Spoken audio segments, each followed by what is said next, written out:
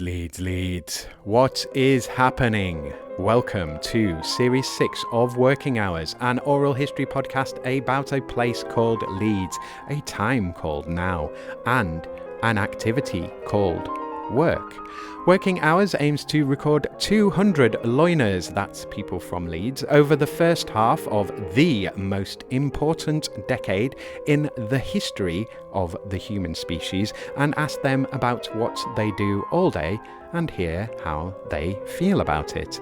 My name is Simon, and this is all my fault. My mission here is to try to map out what my city, Leeds, a city that has declared a climate emergency, did during humanity's biggest emergency. On Working Hours, we hear how loiners have, are, and will be coping with our multiple and expanding crises during their day-to-day working hours. To tell this story, I need loiners like you, dear listener. I need people in Leeds or people from Leeds to come on this podcast and tell me about what they do all day and let me record how this decade affects us. Thank you for listening to this episode. What did you want to be when you grew up? It depends when, right? You know, how old we're talking about. So when I was tiny, I guess an artist. I've always liked drawing and painting. I seemed to be quite good at it from quite an early age. So I think that was what I always kind of assumed till maybe I was 10 or 12. I think I assumed that's what I was going to be before I realized that it's maybe actually not a job necessarily. You'd be surprised how many artists I've had on. Well, no, sure. Well, and my sister is a professional, so, you know, it can be done, but often alongside other things, right? Yeah, and it's difficult, isn't it? It's not an easy career path. No, certainly not. I mean, no, definitely not. And then later on, I guess, a big about change, but I was sure I was going to be a historian. That's what I spent my sort of teenage years assuming was going to happen. Then I went to uni and studied history, and then did a master's degree in medieval history, learned Latin. I really assumed that was going to be the line I followed, and it is still fascinating. I spend a lot of time thinking about history, although that's not where I've ended up. But yeah, it's not quite. I was going to ask, because with history, there's always a particular age. Like, even if you get into other ages or periods of history, there's always a particular one that gets you at the beginning. I was going to ask, and I assumed that, you know, when you said you did the MA in medieval history, I was like, it's that, isn't it? Was it knights on horseback and shining armour, and was it all that, or? Well, to some extent, yeah. I mean, I think I have been fascinated by different periods over the time. When I went into that degree, I assumed it was going to be medieval that I was mostly interested in. I actually got quite sidetracked and quite into more modern history and found the kind of like more modern politics of things very interesting. But I did eventually find myself back in medieval history, specifically early medieval history. So I mean, knights in shining armor, sure, but that's quite late and decadent, really. The interesting stuff is the Dark Ages, the way back when we know very, very little, and they speak strange languages and behave in strange ways. And I think that element of it, the why people are doing really weird things, why people are believing such, unusual, things, and why they're, behaving in such strange ways, just always fascinated me. And so I think I increasingly went further and further back in time where people were more and more different to who they are now to try and find some explanation for that. So I the MA ended up focusing on monastic life in northeast England in the 7th century. Because of course it did. Where they are very strange. It's very liminal. They're convinced they're living, side by side with angels, and they have this strange relationship with animals, and then, even the politics of the time is sort of very magical or mystical and inspired by all these interesting kind of half truths, or what nowadays we wouldn't think of as truth, just kind of beliefs or assumptions. So that was very fascinating, and still have a big place in my heart for that kind of thing. Especially, actually, more recently, 17th century history, Civil War periods, Commonwealth, where, in some ways people are so modern and thinking in such interesting, modern, still radical ways, but in other ways just have these kind of baseline assumptions that are so alien to 21st century life that make their kind of decision-making patterns really interesting to witness and interesting to kind of follow through. So I think that's the essence of history for me, why people are doing things in such strange ways, that context really matters a huge amount. And I've just always found that really interesting. Yeah. So I assume you've done a tour of quite a few of the Abbey ruins and so on. You must have been down to Kirkstall and spent a fair few hours down there. Well, yeah, across Yorkshire, and it's brilliant to be up here now. I didn't grow up here. I grew up down in Cambridge. But yeah, the ruins that we've got here and the depth of history that we've got here is so much more interesting than the boring flat fens that I grew up on. And so, yeah, no, brilliant. Yeah. Cool. Cathedrals, abbeys, castles. Down south, there aren't castles, for instance. Yeah. It's never really threatened for a long time. So there's not really that kind of defensive infrastructure. But you've got a few around the coast, haven't you? But once you're inland, it's kind of like, well, it's flat here, so I'm already dominating this terrain, aren't I? So I don't need to fortify. Or no one wanted that area, so it wasn't worth. You're listening to Series 6, Episode 32, and to my guest, Sam Perry. This is another Squadcast recording, recorded on the 6th of August, 2025. Hello, colleague. How's this January? Worse than last January? Hard to remember, isn't it? Well, never mind all that. We're back to the end of Series 6. Or is it Series 7? No, it's still 6 because this was recorded last year. I've got 3 recordings booked in next week, and they will be the first interviews of this year. This year, 2026, is the centenary of the general strike, which was broken by, that's right, the BBC. So, as I'm pro-union, I've a bunch of links to share with you about trade unions and trade unionism. They'll be in the show notes and in the outro. Check them out. Trade union history is fascinating. Okay, enough waffle. Let's get on with the show.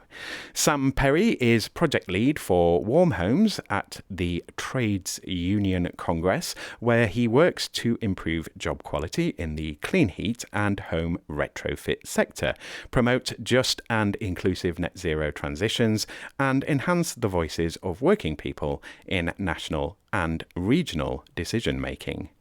Sam established the North East, Yorkshire and Humber Just Transition Network, leads on the Climate Action Pledge at Yorkshire and Humber Climate Commission, is a national champion and enabler of trade union climate action, especially through Green Reps, and works closely with DESNZ on workforce planning in the retrofit sector. His background is in union organising and local authority social housing delivery, and his special interest is the climate, social justice and economic opportunities of large-scale, publicly delivered home energy upgrades. Right, let's do this. Episode 187 of Working Hours with Sam Perry. What is it you're doing now then? Well, it is quite different. Current role is policy lead for the heat workforce in the Trades Union Congress, which means I'm working with trade unions and government and civil society, etc., to think about how we can make jobs in clean heat, so heating people's homes in ways that don't destroy the environment, and then getting energy around the country or generating energy in the first place in that kind of clean way, making sure that jobs in that sector and adjacent sectors are good jobs, basically. So, that they're fair and that they're well remunerated and that workers have a voice in those spaces. And training. And development. And training. Yeah, that's right. Yeah. So that people are skilled up in the right way and have that opportunity to kind of make a career of things rather than, just having to go where they end up. Or do a 18-month contract and then have to find something else or any of that. That's right. Yeah. It's a lot of it's, a lot of it's very precarious. Or even if it feels relatively secure, there's just this kind of lead time. And if they don't have the work on the books, then there's just no way that employers can keep them on, or employers say there's no way that they can keep them on. They manage to keep managers on. And so, it's kind of sorting out that's the aspiration, to sort out that element of it. And I guess it feeds into this broader thing of trade unionism, which is the job I've just moved out of, which is about green organising, environmental organising. So working within trade unions to harness their interest in securing a better future for workers and for working class generally, to organise in workplaces, to future-proof those workplaces, and do good green action from those workplaces. So some of that is future-proofing jobs, but some of it is also using the constituency that a trade union provides you with, all your members, all voting you into a position to push climate action in whatever setting that is. So in workplaces, but also in particular geographies or at a political level or whatever else. So there's lots of ways I could go into this question, but I'm not going to frame it in any particular way. So I'm going to say it in a straightforward way. So on the day-to-day, like, what does that all sounds nice, but what does that actually involve? What are you doing? Are you just creating posters? Are you doing meetings? Are you or are you doing everything? Are you meeting? I mean, you said all these various stakeholders, government, businesses, civil society. Are you meeting with all of them? Are you doing that regularly? How much, how does it all work? It's a good question. I mean, I think there's often, with these kind of roles, with trade union roles, with organising roles, it's a little bit, there is no fixed pattern. I have had roles in the past where I come in and I know that Monday morning I have to do this report, or every Thursday afternoon I need to collate this data or whatever. That is not the case now. So it is very fluid, very reactive, but also just dependent on who will talk to you that day, that week. But, there are kind of long-term things in there. So, part of this is working with green reps, who are the trade union environmental activists kind of group of workers. So these are people that workplaces elect to be their climate change representatives or environmental action representatives. So it's working with them in particular workplaces to advise them, to help them, make change happen. I give them resources So it's providing resources for them, text background, connections, that kind of thing. Also training. So we train green reps, give them a kind of baseline of knowledge and theory, so they can go away and do what they do. But then it's also there's that policy side. So I'm also working with trade unions, trying to gather opinions and data and research to put forward particular positions that will benefit our workers, our members, and write those up and present those to government, which they sometimes listen to, sometimes ignore. And then what we're kind of trying to do with this heat workforce project at the moment is work more deliberately with government to co-develop a sort of a body that can analyse this over a longer term with trade unions and government and civil society folks, all basically around a single table to analyse the policy area's warm homes plan. So as analyse the warm homes plan in deployment and then see where it's going well and where it's not going so well, and hopefully sort of provide that expert advice to government to make it work better in the future. So have you got quite a defined remit with it, or is are you trying to keep it focused and defined and it's massively expansive? Because you were doing the green energy thing before, so I'm thinking of the energy generation, utilities, renewable energy, all that kind of side of stuff, and then the retrofit side of stuff and like heat pumps and like, for example, are you speaking to the Leeds University, the geoengineering, like the geothermal stuff that they're doing there? Have you spoken to them? Are they involved in anything? Like, what kind of areas are you in? Is it more like, no, building sites, getting insulation, more as what people would think of as like bread and butter trade unionism of like people on a work site and, I'm going to go tell the gaffer we need to do this kind of stuff. Like, I mean, obviously as well, like you said, it's not, you're kind of finding what you have to do and what you can do. So, but in terms of what it's sold as or what you experience it as, what are the kind of parameters for you, I guess? So look, I mean, I'm a trade unionist, so I think part of that, being a representative of workers, is kind of all about negotiation. Mm-hmm. So it means that how I present the role does differ. I mean, I'm being straightforward with you, but does differ a little bit depending on who I'm talking to. So yeah, employers, when I'm on site, I'm talking about it in a slightly more conciliatory, constructive way. Yeah. When I'm talking with the government, I'm talking in principles. When I'm talking with unionists in a friendly environment, we can be a little bit more ambitious in what we're describing. So I think there's a level at which we have to engage that differs depending on the setting that we're in. Mm. But I think, I mean, it's, to answer your question, it's kind of both those. It's kind of that workplace organising. So I'm actually on the ground having those conversations with folk. But it is also boring desk job stuff where we're having Teams meetings with civil servants and arguing over particular wording of documents to get our interests across. You alluded to what I was doing more of. So the previous role I held with the TUC was Green Bargaining Officer for North East Yorkshire and Humber Trades Union Congress. So it's a more regional focus. And that was closer to the organising role. And so that was more in workplaces and having those local conversations. The direction we're taking this is that it will increasingly become more focused on policy, so on what Westminster can do, but also what the combined authorities can do. So what Tracy Braben can do in our area, but also the other ones in our region. Yeah, so it's taking those kind of different approaches there. So depending on what kind of media environment people are in, like the audience here, depending on what environment they're in, they might have different perceptions of what that involves and how that's done and what the reality of that is. Is it something,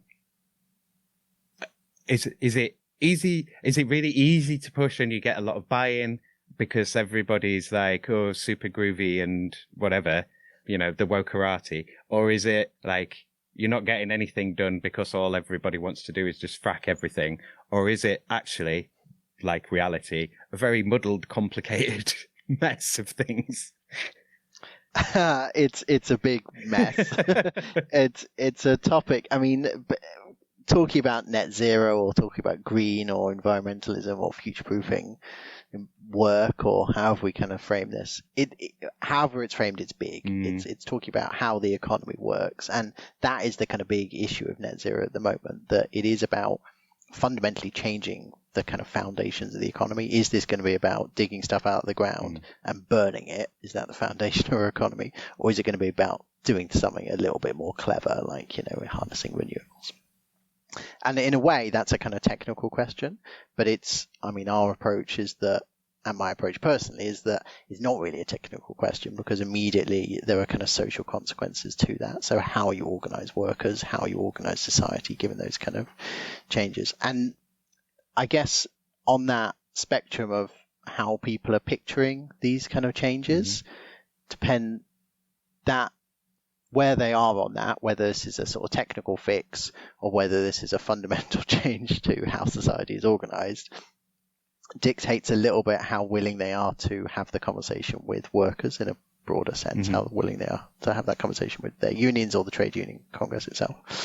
And so for some, this is easy because they recognize that this is workplace change.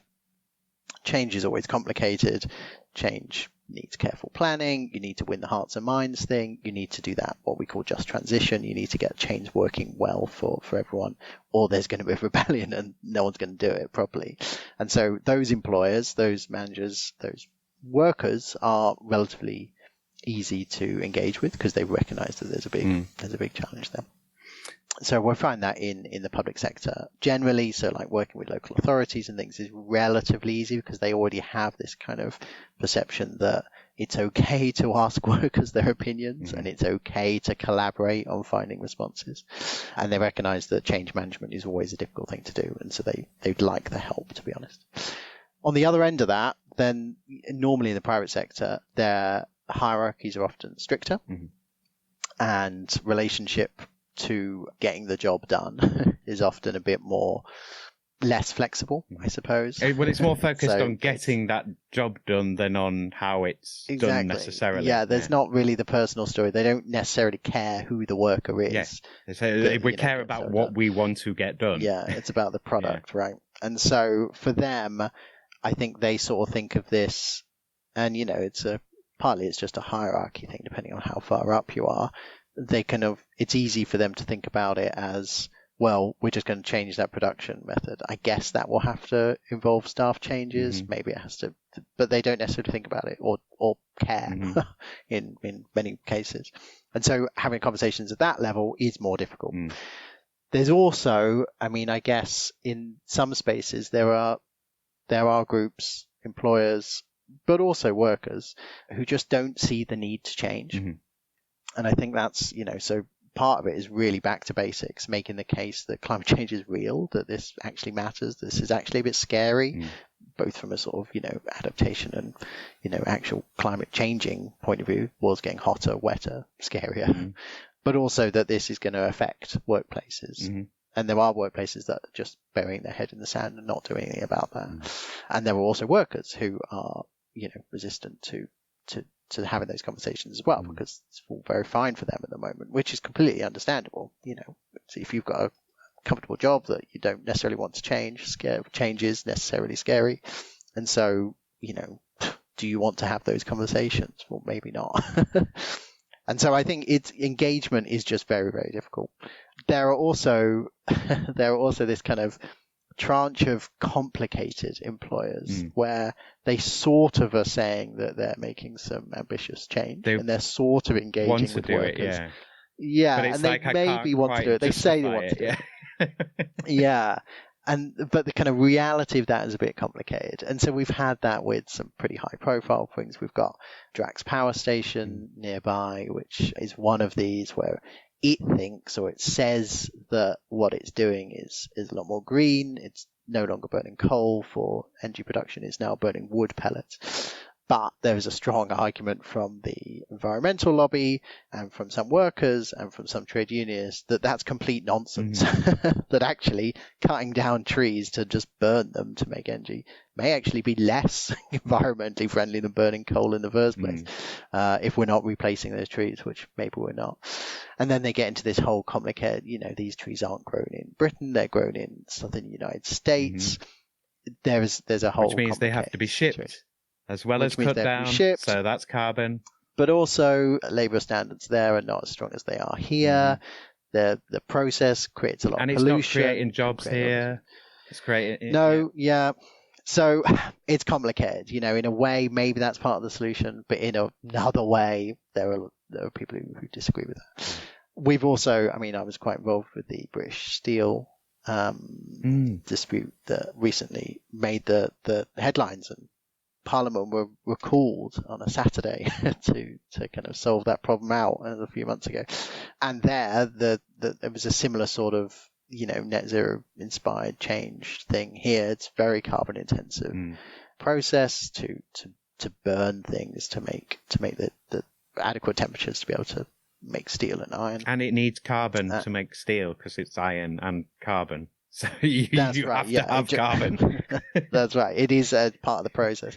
And so there's a kind of debate, okay, well, how on earth do we do that? Do we burn stuff that doesn't emit carbon? So you could potentially do that in a way, but that's a lot of investment up front. Or do you move to which is the kind of the plan, long-term plan, move to a place where you're not actually making new iron and steel. You're just recycling old iron and steel that's scrapped or been used already, and you're kind of retidying that up and making new products out of that. But all of these are big conversations, and the employer there was very, very hostile to trade unions being part of that conversation. Actually, to anyone being part of that conversation, which is why the government had to step in and say, actually, you know what, we're gonna take over from now because you're not making rational decisions, which is a very, incredibly bold move from government, and one that is great to see, to be honest. And so it secured a lot of, jobs in that place. But the long-term history, the long-term future of that place is still in the balance. Really, we don't know what's going to happen. We haven't really had that final agreement. But it is nice that the government are in charge now, because we have our communication links with government are a lot stronger than they were with British Steel itself, which was very hostile to that kind of conversation. So it's a mixed bag is the conclusion. It's different in different employers, and it's just different with different groups of workers and different local, communities and interests. Yeah. I've found, so I mean, I've mentioned this on the podcast before. I've told you when we corresponded, but I worked at the TUC. I was union learned for a good few years down at Congress House, and yeah, the sort of the perception you get from a lot of media is that and also to a degree from the trade union movement of like, you've got the bosses, you've got the workers, and 70s movies and things like that, but. And as if they're always at loggerheads and they're always fighting. And there's a lot more cooperation in there than you think. And there's a lot more, sort of big industries that are actually, actually have union recognition and have, recognized unions within the workplace, and they listen to the union voice. They don't, like anything, you don't always take everything on board, but it's not all that they completely hate it, because a lot of places see real benefit from it and from their union and the union members and so on. And obviously, because those people, and again, people might not appreciate this if they've not been in a union or been around one, that most of the time reps and like green reps and learning reps, all those people, they're not paid, they're paying members, and they're doing that kind of work. They're doing all of that for free. Whereas TUC side and the actual union organization, the full-time paid members, they're doing a different role, which is more to support that work. So you're kind of working for the unions, who the union members are paying, and then the unions are kind of affiliated to you to give extra support. So it's this, like, it's an upscaling thing. So I think you're right, and it gets a bit. I mean, those 2 points. So firstly, yes, you're entirely right. I mean, the trade union movement is always depicted as one in loggerheads, in conflict with employers. And it's important that is in the back pocket at every point, because some employers are terrible and some people make bad decisions. And so, we need to be able to act if we can. But yeah, the majority of this is just negotiation. It's about building relationships. It's about negotiating the compromise position between what bosses want to do and what workers want to do, and then reaching that thing that satisfies both sides. And that is the majority of what trade unionism on the ground is about. But yeah, we do have these kind of structures. So union, I mean, it's something like a quarter of workers are in a union. So that, we're a big number of people.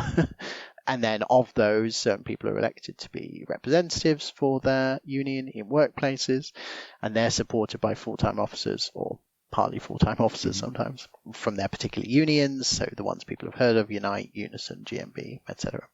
And then above them, as a kind of umbrella, as a federation of all the vast majority of the unions, there's a couple of holdouts. It's Congress, of Trades Union Congress. So we are here and we have been for 150 years. We're here to support those unions in their own individual campaigns and work and organizing, and also to kind of provide for where they have gaps. And so, to kind of link them together and to support them in policy work and in things that they have a blind spot in or just don't have capacity to do. Because people have heard of the big unions, but people won't necessarily have heard of some of the smaller unions with only a few thousand members, or the unions that only are only active within a single employer.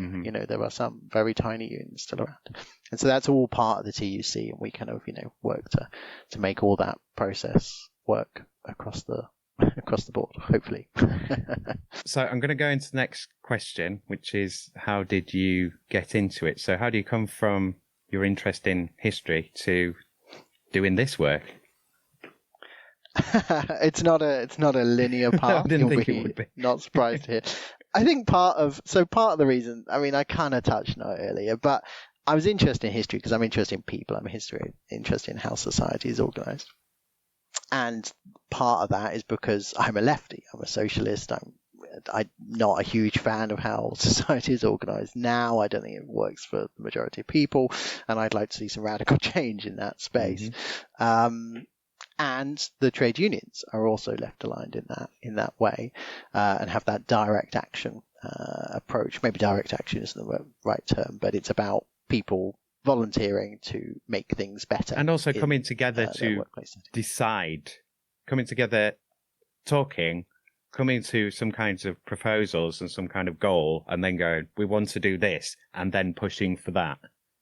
That's right. Yeah, it's essentially democratic. Yeah. It's a collective effort where, everyone gets together, agrees a course of action, and we pursue that course of action against the kind of capitalist model, which is, well, I've got a lot of power or money, and so I'm just going to tell you what to do. So I sort of naturally ended up in trade unions, just essentially because of my ideology, my belief of how, things should work, and had an interest in climate change and this as a existential threat to our way of life across the world. This just matters a huge amount.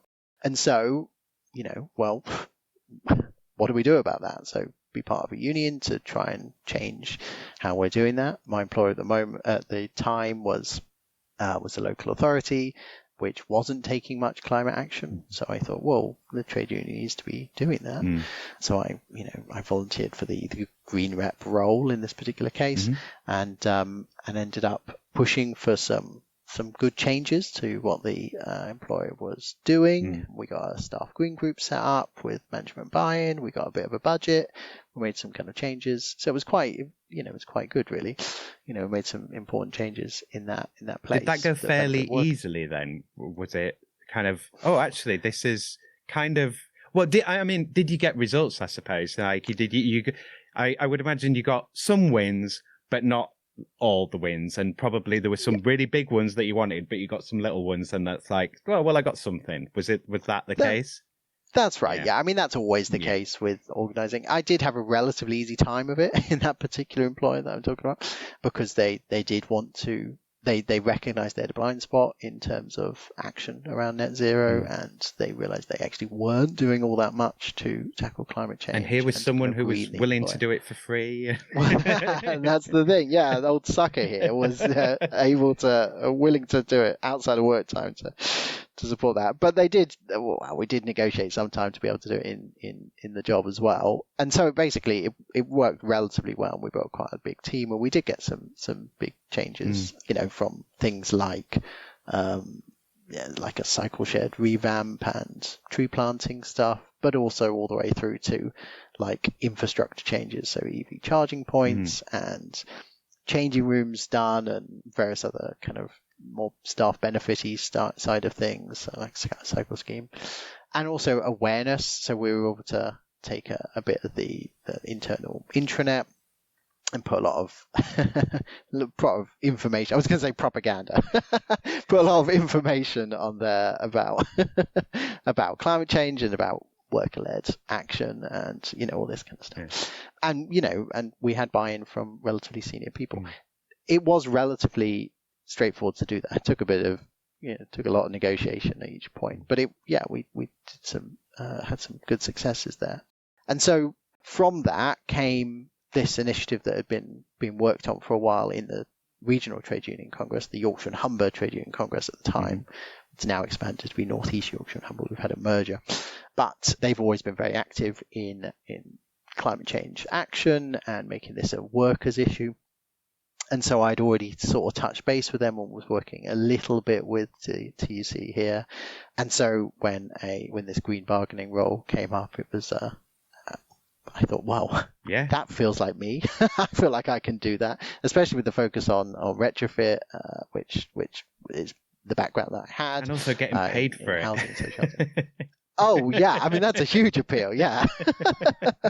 And anyway, it basically worked out quite nicely. It just seemed like a good fit, and so obviously I got the job, and the rest is history. And it's taken a bit of time to evolve that, but it was very much from a position of I want to start going to the trade union. I mean, this took years, obviously, but started going to the trade union meetings, started to kind of build that confidence that actually, this is a good group. We can make some change here.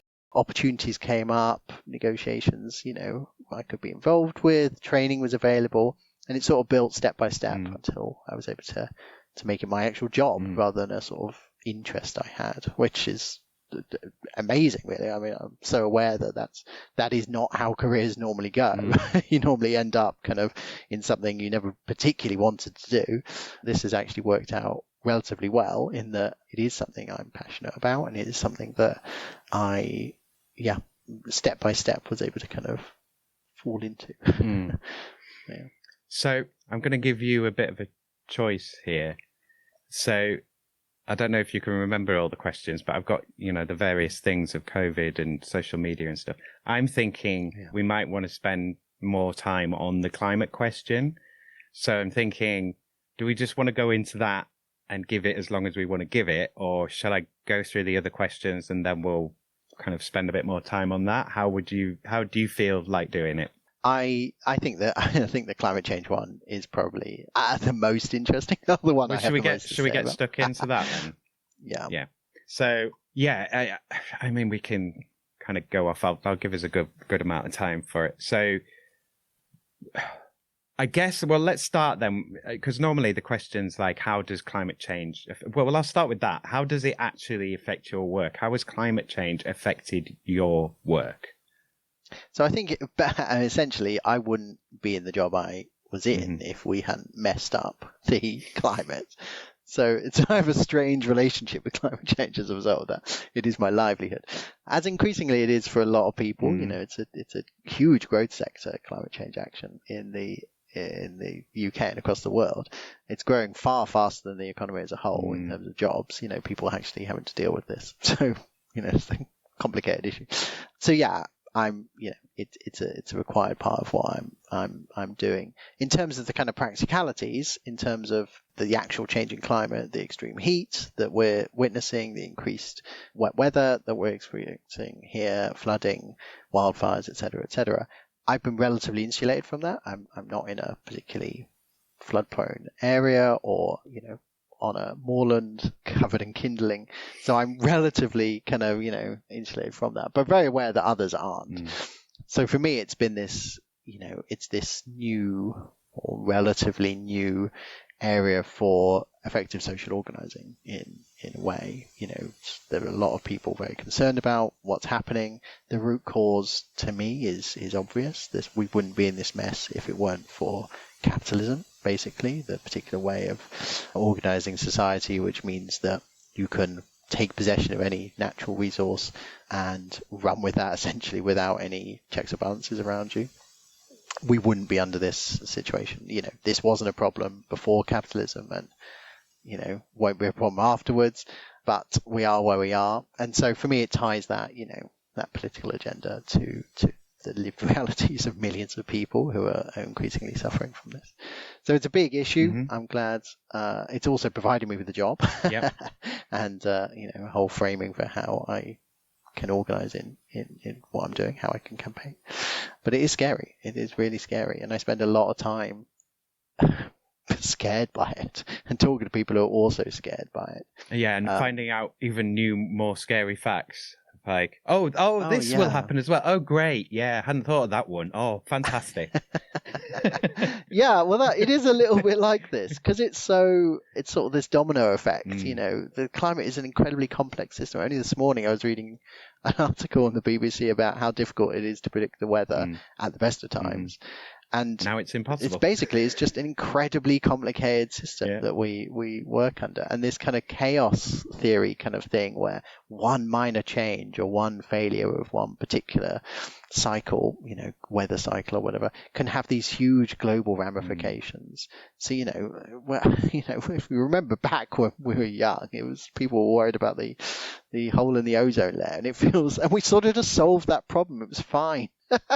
If only climate change now could be so easily solved like that, just take a series of particular interventions to stop particular pollutants being, released, then we'd sort of solve the problem. It's just more complicated. Yeah, well, and I think everyone has to change sort of everything, isn't it? To put it in media terms, it's a lifestyle change. It is. And there's this kind of debate about, okay, well, how do we do that? For instance, we all know that we need to be driving less. Transport emissions are enormous, so we do need fewer cars on the road, and fewer lorries and ships moving things around and planes. I find that a little bit difficult. It's a bit challenging because you're sort of there is one side of the lobby that's saying, well, okay, then we all just need to not do that. We need to not go on foreign holidays. We need to all get rid of our cars and just make peace with that we can never get to the supermarket. But you can't just take things away from people. Nobody wants that. Our biggest fear as humans is loss. We're not worried about what we haven't got. We're worried about losing what we already have. That's it. And so there's that one side that is kind of quite sort of hair shirt climate change. What if we all go to monasteries? Yeah. Yeah. Well, this is it. Maybe the Venerable Bede in the 7th century had it all right. But yeah, so there is that side of it. Maybe that's the solution. That is not winning hearts and minds. And for me, that doesn't feel very appealing. I want to set up be in a world where I don't have to use my car, but because it's better to not. Yeah. And I don't want to, have to, have a huge carbon footprint when I travel abroad on a holiday or whatever. Yeah. But I'd still like to be able to travel. I still don't want to never see, Paris or Rome or wherever people go, because that's, it's our world. It's part of our heritage of being here. Is like, and okay, we can't go anywhere and everywhere we want, but there's lots of places we can go, and we should be able to go to them. Yeah. So it's about setting. For me, it's not about that. I mean, it's not about that. It's about setting up the systems so that it's easier to make the right choice, and you're essentially rewarded for making greener choices, or that, we can sort of incentivize technologies that already exist to allow us to make the kind of what are now destructive choices in a good way. So, we don't need to worry about, we could do flying without being so carbon intensive. But there's not really a system in place to incentivize that at the moment. If we just change that system, well, then we don't need to change our lifestyle. We can continue to do this kind of stuff, but in a way that doesn't jeopardize our futures and the future of the planet. And so it's about system change. This is one of these phrases that get used, and in a way it's about complete system change. I think, that might help, but also, specific system change. So setting things up in such a way as it's just easier to make the right choice. One of those is things like home working. Organizations can easily help people work from home, especially post-COVID. This is just something that's quite normal for, certain sectors.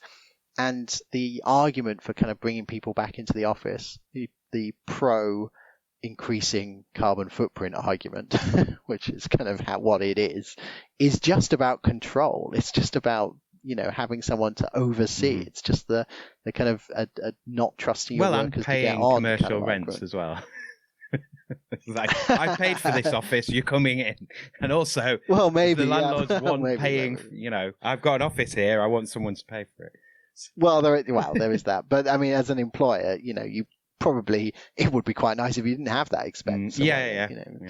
And so, this is one of these things where just a kind of attitudinal difference or a systemic change on, how we organize that aspect of society would just have this huge benefit in climate, in climate terms as well as social terms for at least a large number of people.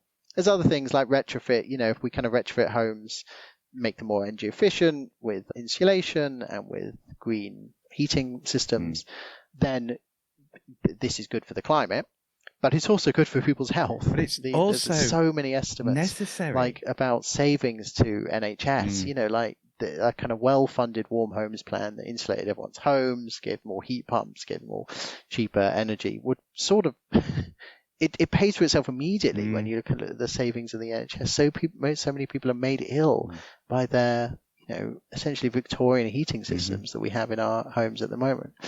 And so if we were to kind of recognize the kind of cost benefit analysis across society rather than in particular employers or particular sectors, then it kind of quickly sorts itself out. And there's a problem about not being able to tackle that scale, which is very complicated, but it's these relationships that certain decisions have, to improving people's lives and health and, everything else are just really stark, or can be really stark. And the retrofit to NHS spending thing is one of those. So we can make better choices. So there's a few things in there that I want to pick up on. So there is in terms of the retrofit, and in terms of you're talking about the health benefits and so on, and the arguments of costs, and like I say comfort and necessity as well. And I would say from my personal experience of being in this building through this year, the 3 or 4 weeks where it was hitting 30 degrees or, 20 or 28, high 20s, which is unusual for somewhere this far north, not completely exceptional, but that prolonged period of time in that way. And it's uncomfortable, and these buildings are uncomfortable, and equally in winter, as it's wetter as well, and it's windier, we had all that wind yesterday. And I've also recently, there've been people around me who have had, and we've had some as well, like more infestations of pests. So, which I attributing to increasing heat. So there's the comfort necessity of, like, these buildings aren't built for the world that we're now living in and moving into. So they, by necessity, need to be upgraded and so that people can live in them and actually live and aren't cooked in them or whatever. And then on the health benefit side, the health benefit, obviously we've got, spiraling costs. We've got an aging population. Like we've just gone through COVID. We've gone through 2008. The budget's taken a battering. The Treasury's taken a battering. The whole international economic system's all difficult. Surely health saving cost and investment, that's going to be brilliant. That's going to be super useful, keeping costs down, keeping people more comfortable. And like you say, the commuting thing and going to a workplace, but I think that's a really complicated area in lots of ways, but it's complicated for unions because I think that's harder to organise maybe when people are isolated alone in their homes. And it's also not great for health necessarily, especially if someone's working on their own in their home. Like if something happens to them, how quickly can they be found? Someone checked in on them. But then equally, it's like, we know of workplaces where things can happen and people just continue working. So yeah, the health aspect, the necessity to do it for comfort and for livability. But then there's I think I've lost my point there, but there's plenty of stuff for you to respond to in there. But... There is plenty of stuff, and I mean you've highlighted some of the complexities of what this throws up, and you're right. Like the working from home, I kind of used it as a kind of glib, obvious solution, but you're right, it's actually a bit complicated. And from a trade union point of perspective, it's actually incredibly annoying because being able to put a poster above the, in the canteen or wherever, and being able to sort of set up a stall in the canteen where everyone could see you was just so much easier to recruit, to bring people into this, to make people aware of what the union's doing, than people being dispersed. Obviously, it's not new. There's been a lot of lone working, home working was happening before COVID, etc. But yeah, it opens up challenges in that space. There are also the health things. I think like a lot of changes that happen, and working from home is one of these, it often exacerbates existing inequalities. And so the difference, for some people working from home is a delight, because they already had a home office, or they had a spare room, or they had a modern house that was comfortable all year round, or they could afford the heating. For others, it's a nightmare because they're working at their kitchen table with kids around them, and it just, they're in an old home and it just can't be done. And so, yeah, it's complicated. It's a complicated issue, and I didn't mean to pretend it wasn't. It's just one of these things where systemic change can have benefits on both sides. So yeah, I guess from our perspective in terms of trade unions, this is just the kind of decision, because it's complicated and because it has all these different, very specific ramifications. It's the kind of decision that really needs to be done collectively. So it needs more heads in the room. And I think the thing made famous by Rees-Mogg, but also by others, of, just this kind of idea that we need to control workers, so they need to be in our office. That flat, overseer mentality is it's just demonstrably nonsense. But it's someone who's never had a real job, isn't it? That's the the idea that someone who's never actually done a real job would have, exactly. or he's talking to that audience. Exactly. But yeah, on those other bits, you're right. Homes are interesting as a topic because our homes are so old. Comparative to every other country, we have just the oldest housing stock out there. It's also small. It's also set up for needs that are just really outdated. So we have, I can't remember the percentage, but it's something like 20% of homes are Victorian, or, Edwardian at least. Especially up in Yorkshire, in the Humber, we've got very old stock. We know that from Leeds and surrounding towns as well. It's just very, very old. And it made a lot of sense when it was built, because these were huge upgrades on the kind of back-to-backs. Yeah. Or the slums before it. The slum, exactly, yeah. The idea of having multiple rooms, or a house that had, a single family that had possession of multiple rooms, and there was a bedroom, and there was a living room, and there was even a kitchen. Clean, and this is really exciting mod con stuff. But they were also built with fire in every room, because there was everything no central heating. And exactly. And I've still got a coal shed in my yard, and I've still got an outside toilet in my yard as well, which sort of dates the house. Are you in a terrace? Yeah, I'm in like a terrace. Yeah, like 1904 or something terrace. I also have these snow shields on the edge of my roof, which I think speaks to the times as well. So that there was a genuine worry when the house was built that snow would accumulate on the roof because the house wasn't heated, and then it would all slip off in a sort of avalanche and cause destruction to the buildings or outhouses or whatever below, which is a sort of unthinkable. It doesn't sound like a problem that we'd have in Yorkshire right now. It sounds very strange, but it shows how out of touch our housing stock is with modern times, basically. I have snow shields, but I don't have, solar panels and, or blinds, off the front of the house to keep the place cool. And so, hot and cold houses. So damp and mold is, the government is really taking this seriously in social housing and private rented sector, which is great. But damp and mold is an epidemic across the country, and it causes so many. And it's only going to get worse as we've become a wetter country, as we've seen in the last couple of years. It has just rained, and it's always rained here, but it's like last year was ridiculous. It was every day pretty much. It is. I think again in the past we kind of thought climate change. Well, maybe that'll be right. We'll quite like the heat. It'll be lovely. Unfortunately, it's not the reality of our horrible island. It's just going to be wet and muggy, and so and crops are going to fail and everything else and flooded. So it's unfortunately not good news. But it speaks to all these kind of half measures as well. So there's been a lot of stuff. In a way, our old housing stock was more suitable when it was built, because it was expected that it would leak, and it was expected there'd be fires in the house all the time, controlled in the grates, which would in a way clear the air, dry the air out. And the smoke keeps out some of the vermin. Windows. It does, and single pane windows that are poorly fitted. There is that draft there, so pollution. Air quality wasn't. I mean, apart from the fact that there were fires in every room, which but you is not didn't great have for air traffic quality. outside. But general air quality was kind of fine. Exactly. And now we've sealed these houses up. They've caused the damp and mold. It's caused noise as well. It's caused vermin to adapt to our particular types of homes.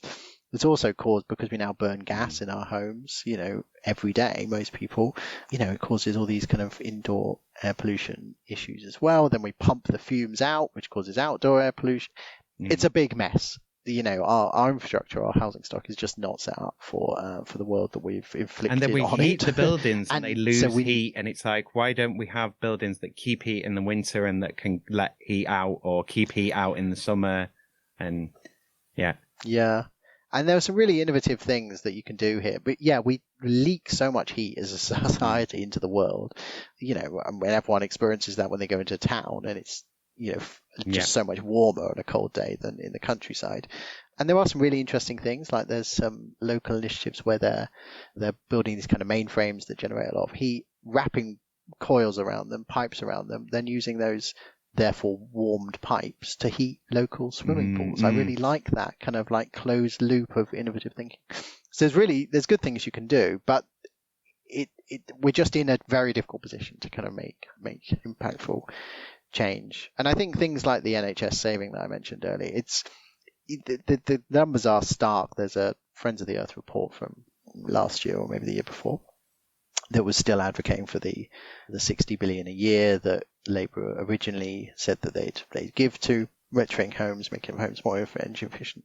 And their calculation said, well, look, this pays for itself in NHS savings in a year, so it's actually a cost neutral thing. I think from a person who values the NHS, I don't think I'd want to see that as a cost saving in a way. I think the NHS is struggling in so many ways, right? Imagine if it had an extra 60 billion each year to do, whatever it wants. We'd eliminate some of these waiting lists. We'd eliminate that's it. Rather than cut that cost out, free up that money, free up that funding. So you keep the budget the same, put in an efficient. That's how a business would do it. If we're all like, well, do it like an actual business then. Stop talking about doing it like a business and bringing in consultants and paying your mates. Do it like a business. Find out, execute. That's right, yeah. Well, the whole privatization talk and everything, it's always spoken about this way. It's like, the inefficiencies of the public the inefficiencies sector that you brought in and created by denigrating it and taking all the skills out of it. Yeah, and it's so often the inefficiencies of the private sector elements of this that are causing this kind of problem. It's the not joined up thinking, it's the fragmentation, it's the fact that you're carving off a certain percentage to give to someone as profit for no good reason. That used to and be it's the private There's a place just as around well the corner of like, well, this is, I get paid for this, repeat customer, buy the same service again. So they're not incentivized to solve the problem. They're incentivized to keep getting that work.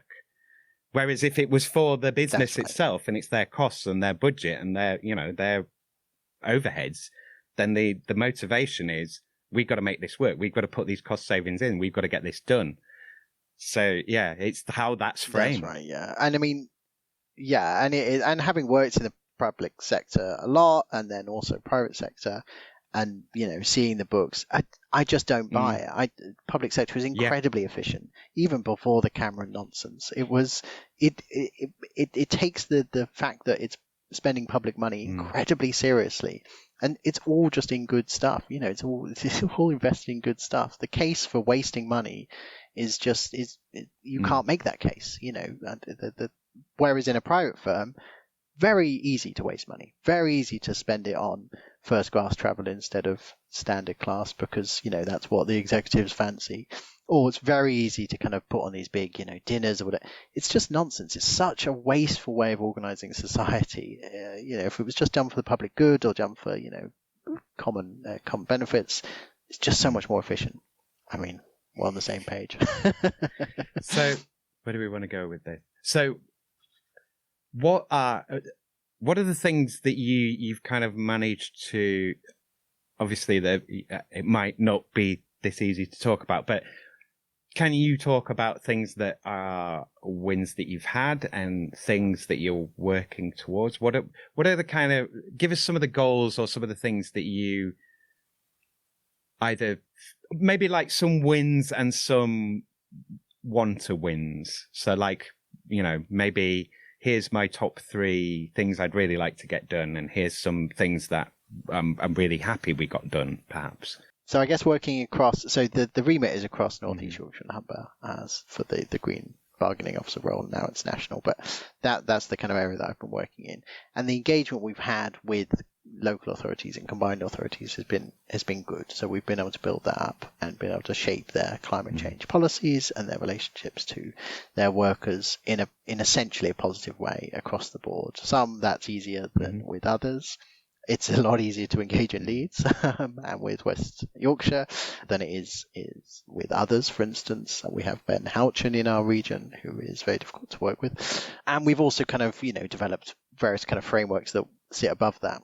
I'm involved with the Yorkshire and Humber Climate Commission, which is this advisory body of essentially volunteers that works across the region and puts in place climate mitigations and adaptations or policy around that and encourages climate action.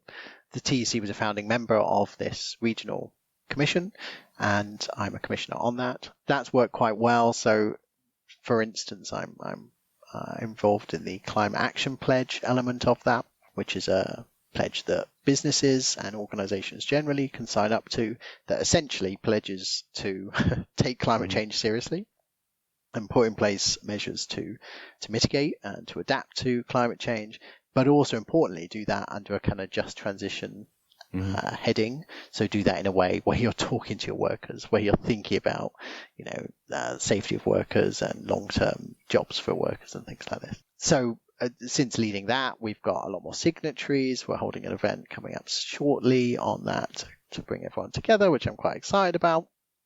I think that's helped this kind of engagement on with a lot of businesses in this space. We've also, through that, we're working on this Just Transition framework, which is a sort of how-to guide, a toolkit for going green as an organisation in a way that is not basically evil. Is that a free resource for anybody, or is that right? Cool. It will be once it's finished. Yeah, it should be finished in the next couple of months, or September, October time, right, as I understand it. But that's quite an exciting thing that the... Send me the link. By the time this comes out, that'll be out, so I'll put it in the show notes. Yeah. Okay, brilliant. Yeah, I will. So that's really exciting. These kind of frameworks are really, really exciting. In a similar vein, we're currently working on this conference. We're calling it All to Play For, which is a conference in the Northeast where we're getting ministers and business leaders and civil society leaders and trade union leaders and trade union reps and workers all in one space in Red Hills in Durham to debate what we do with the oil and gas supply chain in this case. So it's about energy supply chains. We've got a lot of offshore wind happening. We've got a lot of solar happening, but we also currently have a lot of gas production and refinery and things happening. There's not a future rather for an element of that. And so it's about transitioning those to the sort of sustainable jobs of the future. So this conference it's quite a big deal. We're bringing a lot of people together to come up with a plan on how we do that transition, how we future-proof the economy of Northeast, to some extent the Humber as well, going forward, and how we kind of bring that together. So I think these are big wins. Then there's kind of organizational wins. So we've set up the Just Transition Network, which is a group of trade unionists from across North East Yorkshire and Humber that meets regularly to exchange intel and successes and wins and do these kind of micro-learning things. So we get speakers in to talk about various aspects of green organising and climate change and related things. And so they can sort of take that back to their own workplace, and it helps their organising, it helps that, helps them be good green reps. But it also, ties them in and helps them understand where others are winning and struggling and, whatever else, which is a good thing to do, just to kind of create share that best practice as well. And also hear what failed and maybe look at why it failed and, what could be different. So it's that exchange, isn't it? There's also something just really refreshing about recognizing that this is a lot easier in some areas and a lot more difficult in others. So, like people who are slogging away and making no progress at all, it's kind of nice to know that it's not their fault. They're just in a really hostile employer or, in a very difficult sector. So I think it's partly, it's creating those kind of connections. I mean, it's called a network, and it's called a network for that reason, to kind of enable those kind of interconnectivities. We're hoping we will at some point take that at a national level. So I think we're going to maintain the regional one, but there will be a national Green Reps or Just Transition Network or something to that effect in short time, which is exciting. So we can, bring that to a large group of people. We've also done things like we've done a completely new Green Rep training course to explicitly set reps up in a way that recognizes the needs of right now, of 2025. I think some of our courses are a little bit out of date now that we've historically done, that the unions have rolled out are a little bit out of date. And so we're taking that in a new direction. It's quite explicitly political. Small p political. It's got some kind of theory. It's kind of based in class theory. I think it's quite an exciting course. So we've rolled that out as a kind of pilot, which went well, and so we're expanding that. So I think there's some good wins there. And then on the policy front, I mean, it's all in development at the moment, but the work with government is progressing nicely. The change since Labour came in terms of engagement, or our ability to talk to ministers and to civil servants without just being completely blanked, is enormous. It's quite. I mean, it's more than I was expecting. I was expecting that Labour would be friendly towards us, but it's a genuine welcome that we receive from so many departments. And I think, that's trade unions, and it's partly because we're aligned to them, but it's also generally, I think it's just a lot more open government. They genuinely want to hear expert opinions on things, which I think the previous government, the Tories, just did not. They had the right ideas already, and they didn't want to progress. Interesting to hear that experience. And so, it's not one that you would hear, I don't think, in any media outlet. No, I think that's true. They're obviously having a bit of a bad time in terms of at least getting their message across, maybe in terms of actual policy. But that openness and that kind of, willing to work with us and with other experts is really welcome and is really refreshing.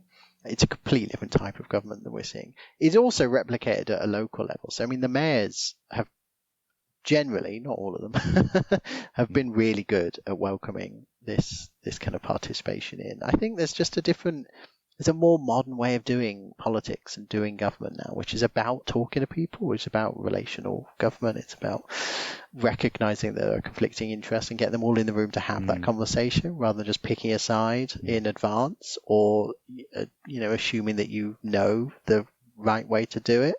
Or that it's one size fits all, we've made this decision here and therefore it applies everywhere. And it's like, no, we have to adapt. That's right, one.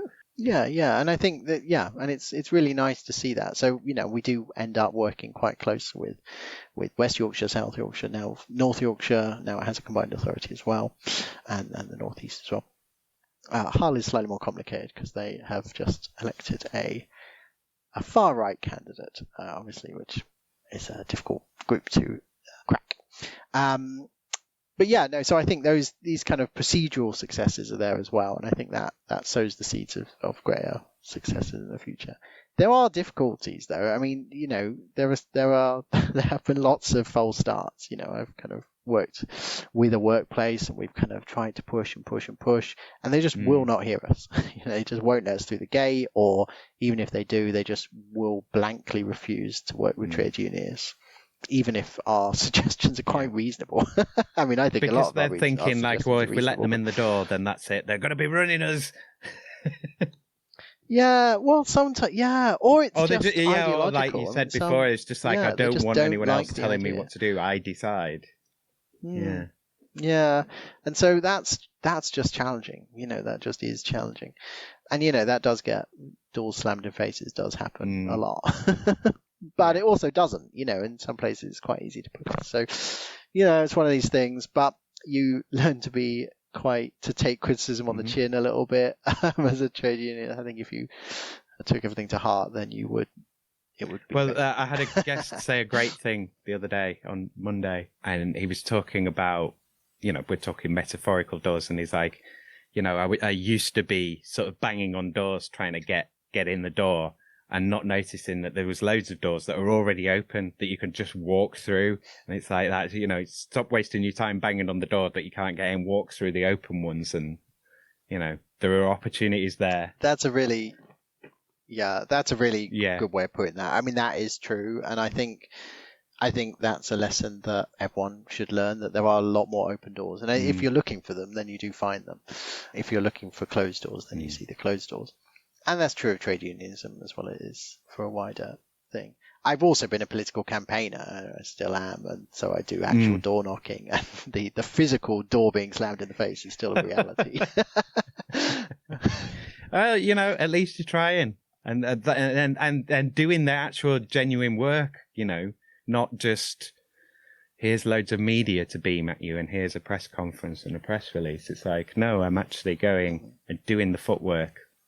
And I think that's important. Sure, yeah. Well, it's an important thing to do. And it's also just quite a grounding thing to do when you're talking. But it's not just the persuasion, it's the listening, isn't it? It's that it's the two-way dialogue, because you're learning as well. You're learning what people don't respond to as much as what they do respond to, and like what they actually want. Because nobody knows everything. We don't know all the answers. Like, even if you really studying something, there's still always stuff to learn, isn't there? Oh, definitely, yeah. And it's often even that the idea can be brilliant, but the execution or the presentation of that idea really matters. So how you tie that up. So, things like, well, I won't give examples, but it's not necessarily the idea is bad. It's about that relationship. Giving people the buy-in. It goes back to that thing, isn't it, of loss of like, we don't want to just be Luddites who shut everything off and make us live in, medieval conditions. We want to have, well, you might, but we want to have level of like the progress, but we want to also progress it. We want to move. This is 150-year-old technology using fossil fuels and stuff like that. And in some instance, yes, it still absolutely is required and must be used in some circumstances. But in the majority, it doesn't need to be. And there are solutions and there are ways of working things. And it doesn't have to be sort of in people's face and pushing things down.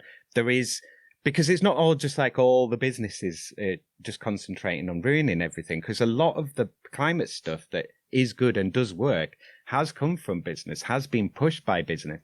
And in a lot of ways, a lot of business has done more than a lot of government.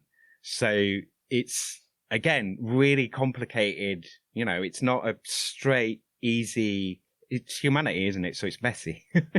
Yeah, it is messy. And that's a good way of putting it, actually. And you're right. Yeah. I mean, the private sector has done some really interesting things, especially on the technology front. There's some really interesting technologies out there.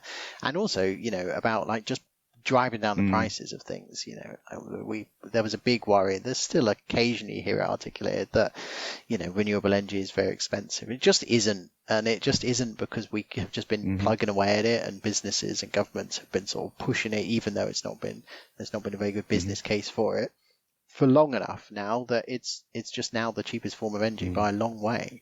And the big problem is that we're, so many of our costs and processes and things are just still tied to the volatile gas market, which is just this, as you say, this ancient technology, this old, outdated technology, so tied up in geopolitics that it becomes very, very complicated, expensive. And so the argument for clean heat is also just the argument for freedom from this kind of and cheaper energy as well. Like all the businesses, I put a post the other day. I saw 3 businesses post last week. 3, well, they were social enterprises, but it was like 3 of them gone in one day. And then I've seen, throughout the year, various businesses closing. Some have been rescued, mostly within Leeds. I spoke to an agency yesterday, because I'm currently looking to try and get some work, and they've got one thing. Do you know what I mean? Like, and I'd spoke to another agency at the beginning of the year, and he's like, we've got nothing. Like normally, and this is January. January's normally, like, I don't know if you've done temping before, but January's normally a busy month because people stop. They get the Christmas temps in and then they don't hire through December. And then everyone's like, oh, well, we're back now. So we'll get a bunch of people in for January because we need people now. And they're off their holidays. So people are around to actually hire. And there was nothing. And it's the main thing that's killing that. We can argue about all of what's happening in the treasury and stuff, but fundamentally underneath it, it's that energy price and that, doubling, tripling, whatever. It's like shooting up. That's made everybody else have to push up their prices because their costs have gone up. And that knock-on effect. And then equally, because people have less expenditure, they've got less to spend, so they can't consume as much. So you're just shrinking the pie. So yeah, it's like, we need to move to the cheapest form of energy possible as soon as possible to save those costs, again, to free up that capacity, like you said before. Yeah, well, that's entirely right. It's entirely right. It sets an unreasonably high base level for base costs to so much activity, to everyone's everyday lives. I mean, energy costs as fractions of people's income is so ridiculously high now, higher than it's ever been. And, it fuels this cost of living thing, but it also, it stifles business development and it stifles growth. And there's not a huge amount, I think, that government really can do with that. They are just relying on the economy taking up. And if there are these kind of blockages to the economy, like really, really expensive base costs or, investor disinterest because of these kind of things, then it holds us all back. So I really like what the government are doing here. I mean, whether we agree with the actual execution of it, but the aspiration to disconnect us from that volatile gas, international gas market, gas and oil market. It definitely is just the right way of doing that. It will take time to do, and it won't ever happen completely. But if that can be done, then it should sort us all out in really passively, basically, because it just lubricates the market and gets us all feeling richer. Because I think that's right. I mean, right at the top of this, you mentioned 2008. That crash. That's so long ago now. It's so long ago now, and yet no one feels no, we better. Didn't recover from it. All the comparisons are still to them. No, we've never recovered from it because it's never really, the economy hasn't really come back. It's kind of we just had 10 years of zero interest rates, and so essentially free money printing, largely being dished out to the tech sector, and that's juiced it for the, I mean, I felt the same with what's it called? The Greenspan push of when the .com bubble burst, we should have had a proper recession then. It was a big burst of that bubble, but it all just got pushed into the housing market. So, it basically set the stage for 2008. And I think we've kind of done the same thing of since we tried to get inflation for 10 years through money printing, and then, oh, right, we've got inflation because we had lockdown and then we had Putin. Trying not to swear.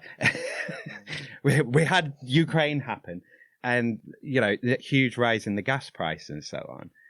And then, but that's also, I think, again, these are my views and so on. But yeah, I think that's been egged. But it's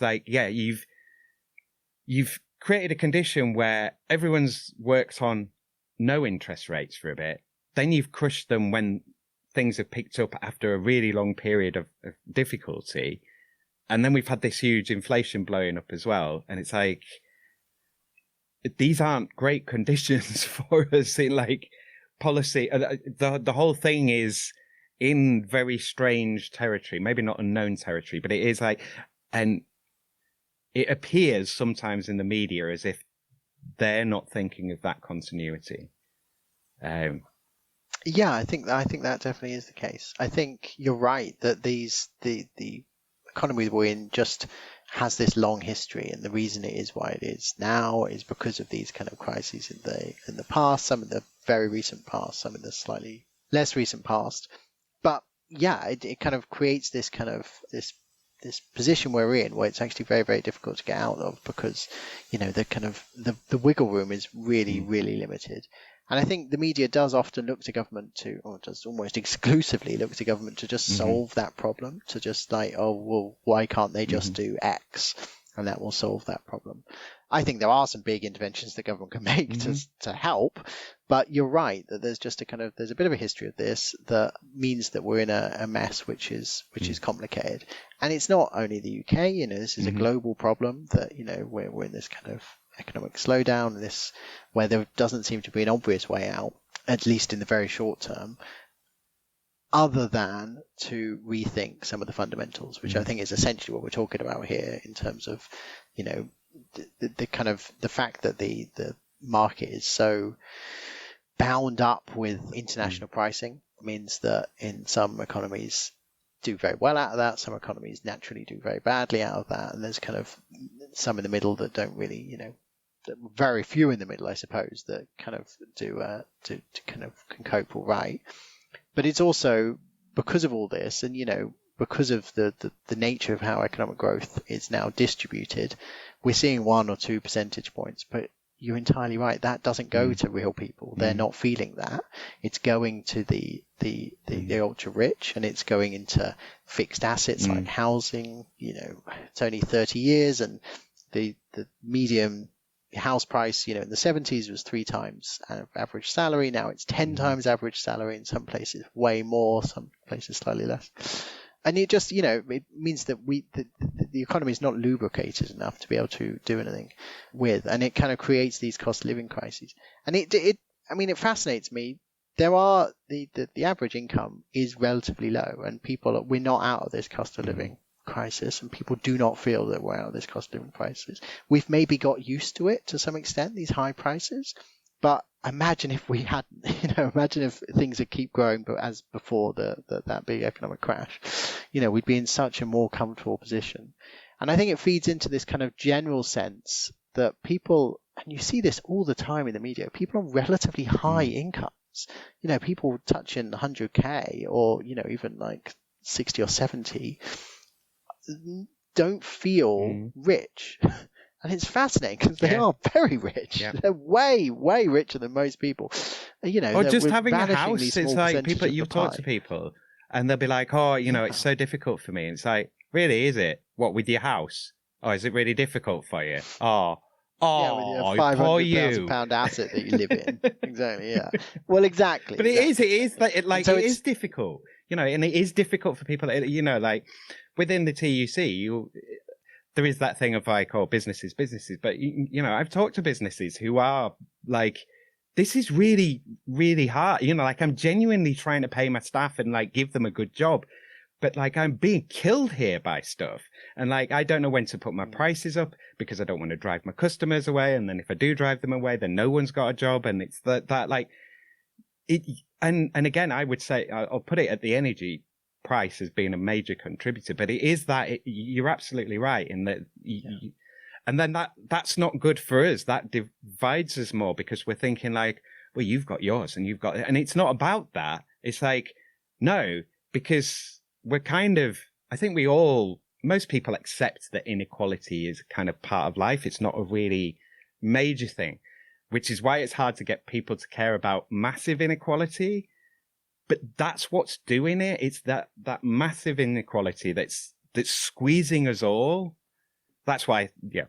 You're entirely right. That massive inequality is a huge problem. And when the average income is something like 30 or 40, and people on double that still feel like they're struggling, and people on 3 times that sometimes feel they're struggling. We go a long way up the ladder of people who don't feel rich, who actually comparatively are rich, who don't feel. But there are some people on thousands of times that, the kind of Elon Musk styles, or even, just like rich bankers. Well, millions. On huge amounts of money. And so it's not a problem for them. And so we definitely need to deal with inequality. I mean, like there's the kind of comparisons. We've not been this unequal as a society since the Victorian period, where it was or had this level of deprivation. I mean, if everyone knows anything, exactly, and if anyone knows anything about the Victorian period, it's inequality, right? There was super rich in suits and starched collars, and then there were people squabbling in the slums and the filth, kind of yeah.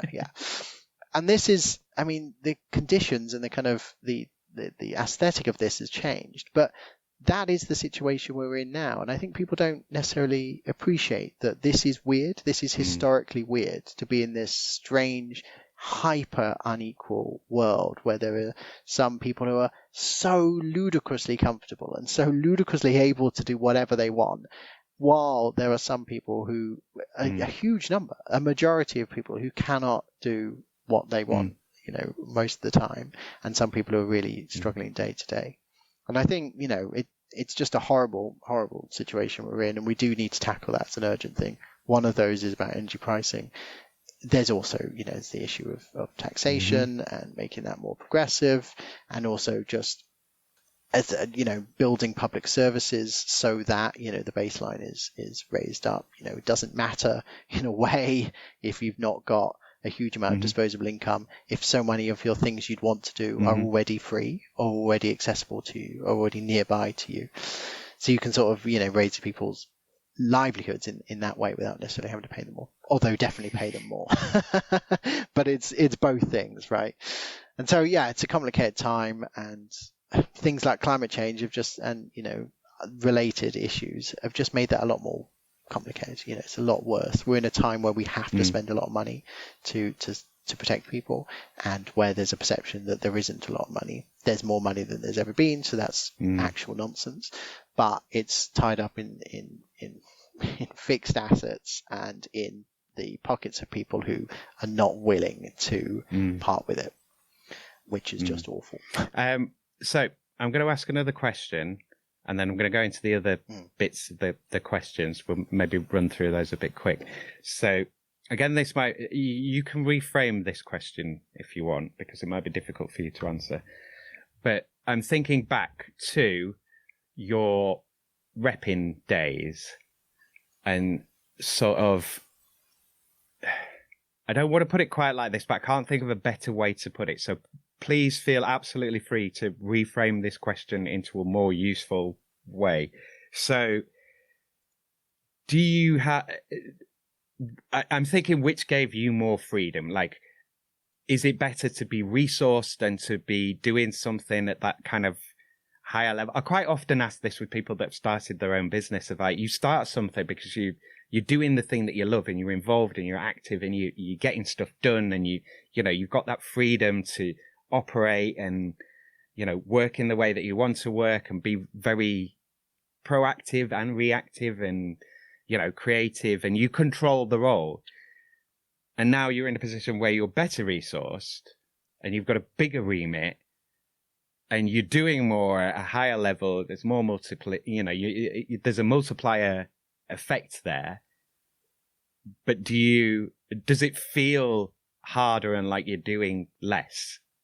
So it is a kind of feeling thing of like, I guess the best way to put it is like, did you feel you were doing more there, even though you sort of know in your head you're doing more here? I suppose that's the nicest way I can think to frame that. No, I completely get it, and I completely get the question, and it's something that I'm very conscious of, that in this kind of more advocacy ways of working. Yeah. Am I just pushing paper here? Like, am I actually getting stuff done? Yeah. Exactly. Whereas in the past, I could just do a thing and it got done. And I see that. And I mean, I go to a lot of these kind of climate change and economics conferences, and I do, in my current role, I often feel a little bit envious of the business leaders who are there, who go up on stage, or, we chat over a coffee in the breaks or whatever, and they say, oh, well, we noticed this thing, so I just changed it. We noticed this problem, so I just got it done. Well, staffing wasn't great, so we just employed 10 new people, or they realized there was a training problem, so I just put them on this course. It's like, oh God, how that's lovely. What a amazing amount of freedom to just be able to get stuff done directly. And I think, that there definitely is that challenge. I think as a rep, you're in a little bit more of that position as well, because you are in a workplace, so you at least have you have some, you have those personal relationships, you have a bit of leverage, you maybe have a bit of budget behind what you're doing, or access to it, or, kind of that direct pressure. And so you can just kind of actualize change in the TC, and increasingly, in the role that I've got, there's that kind of disconnect between being able to actually do that. So you can advise people as best as you can, but if they just don't do it, or if they meet a blockage which you feel like, oh, well, you could sidestep, or this is what you can't micromanage, right? It's it's a different level of doing things. And part of it is just making peace with that you're in a different position, and that you have more access. As a rep, I never got to speak with mayors or ministers. So, maybe I could affect local change, but I didn't really get the ear of anyone at that kind of high level. Now I do, but maybe the actual impact is relatively small because lots of other people are also speaking to those people, right? So it's a complicated thing. It's different scales, different abilities to create change. I think in a way, my analysis of how change happens, how positive change happens, is about systems. So it's about setting up the system to be able to make. Well, and that's what you want to change as well. Choices. Exactly. So I'm sort of happier in this kind of position now, where I'm closer to impacting systemic change than local changes, because local changes are great, but as soon as everyone who knows about it moves on or forgets about it or fails to write it down, then it's gone, it's lost. Whereas that systemic change has a kind of life of its own. So I like that position, but I still do look enviously at those who are actually able to just get stuff done. And you don't, and as well, because you've got that support, you've also got more oversight, more stakeholders, more people involved, and and that's not necessarily woe is me. It's like that's just the reality of like you're working at a different scale in different things, so you're affecting different things, so you have to deal with different things. Sure, and it's more complicated. It's certainly more complicated working at the TUC than it is a particular union, and it's more complicated working at an officer level within a union than it is a branch level, because because of that accountability thing, and more people care about what you do, and you need to tick more boxes. You have to go to more people for sign off. That has its limitations, because you can't just think, oh, that's a good idea, let's crack on with that, because someone will point out, well, actually this particular group of people are not fans of that, or whatever. But it also comes with the flip side that you have more people listening to what you're saying, and you are representing more people. I like to think of, I'm just a cog in the TUC, but I like to know that there are 6 million members who we represent. That's an enormous number of people. That's an enormous number of people, livelihoods and families that we're kind of representing. And although most of them, we're not all going to agree on, if you've got 6 million people in one room, they're not going to agree on anything. So, they're not all going to agree with my particular positions or how we kind of take things forward. I've still got their backing in some sense, which wasn't the case when I was a rep, when it was only a few hundred, So I'm going to leave that there, and then I'm going to move us into, so I'm going to ask the COVID question because I'm interested about this, and I think we should capture some of it. I think that, I can make climate relations with that, and I can also tie it back to the, the housing and the health work and the upgrading stuff in terms of air quality. I'm thinking of passive houses and how they're better at doing the air exchange, and they filter more stuff out, and, and I don't know where you are with COVID, but it's very much not over, and the whole long COVID thing is a liability nightmare waiting to happen. And And as we find out more and more stuff about it, it gets very complicated. But this is what I actually want to ask you about. I told you I'd go off on. That's fine. It's a huge complicated. Obviously, it's a complicated. So many things, and you're like, what about this and this and this? So long. But what? It's also fascinating that we just haven't really reflected on that properly. I feel like society just kind of kept going, and there was this huge movement to build back better. We have to do better after this. And not a huge amount of that happened. In fact, the opposite. It was just that was a big disaster. And people just sort of thought, well, let's just not think about it. It's a shared trauma that I think we're not set up to deal with very well, and we're not really dealing with. And it's not been that long. We had a proper trauma response to it. We've just pushed it down and gone, that didn't happen. La. It is. The comparisons to people coming back from the war, the world wars. It seems very stark, but it's not. If you think of the body count, you think back to it. And you think back of the footage of like literally bodies piling high in New York and stuff, and like, but for a lot of people, it was just, well, I sat in my garden and I had a few nice drinks. It was lovely. But also, it was a really long period of time, so everything happened in that, and like, you know, everybody had bad times and good times, and so it was it was just a huge defining moment for so many people, and you're right, it's that inequality question again, isn't it? Because for some people, it was just like, oh, it's an excuse to not really have to do much, and for some people who are not very sociable. I feel like I'm validated. It was kind of quite a nice thing for them to do. Like, I suddenly have a good excuse to not have to speak to anyone. And it has, you know, but it's also had these enormous long-term implications that we've already touched on. Things like organising, you know, in trade unions. People just don't accumulate in workplaces, or don't all get together, or are not used to it. In political parties, it's the same. You know, getting everyone into a room is still difficult. You know, it's still complicated. And, you know, there's hybrid, but that is in itself complicated. Yeah, and people don't turn their cameras on and stuff. It's like, just don't turn up. Like, if you're not going to put do you know what I mean, though? Like, if you're not going to put the camera on, don't pretend, because we know you're not there. We know you're, like, vacuuming, or you've got, you know, you're doing something else. You've turned your camera off, or you couldn't be bothered getting dressed. I know, because that's what I've done.